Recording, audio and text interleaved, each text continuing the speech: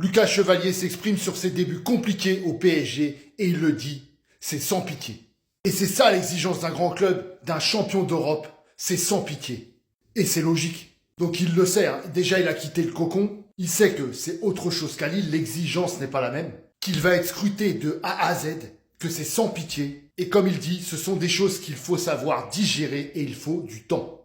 Et je pense que ce match référence contre le Havre, ça va lui faire grand bien. Regardez cet arrêt, c'est un arrêt à la Donnarumma, je suis désolé les gars, regardez. Cet arrêt sur sa ligne est digne de Donnarumma, je suis désolé.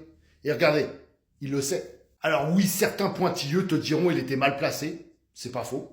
Mais cet arrêt, cette prise de balle et le jeu au pied nous fait comprendre pourquoi Luis Enrique a confiance en lui. Et cette confiance, ça part d'abord de cet arrêt. Bien placé, il bouge bien l'angle, par contre là il y a un espace, heureusement qu'il a tiré légèrement au-dessus, parce qu'on le voit, même s'il a bien rebouché l'angle, il y a encore de l'espace. Et s'il tire au ras du sol, ça passe. Mais voilà, dans le foot c'est comme ça, il y a une partie de chance aussi. Il l'a eu ce soir-là, il ne l'avait pas eu les autres fois. Mais c'est surtout cet arrêt de fou, qui nous laisse entrevoir ce que peut nous apporter Chevalier dans l'avenir. Et surtout pourquoi Luis Enrique a préféré Chevalier à Donnarumma. Parce qu'il le dit, Luis Enrique est content des débuts de Chevalier parce qu'il n'y a pas que les arrêts, il le dit. Voilà, il travaille tout autre chose. Pourquoi? Parce que des arrêts dans le match avec le PSG, il n'y en a pas beaucoup.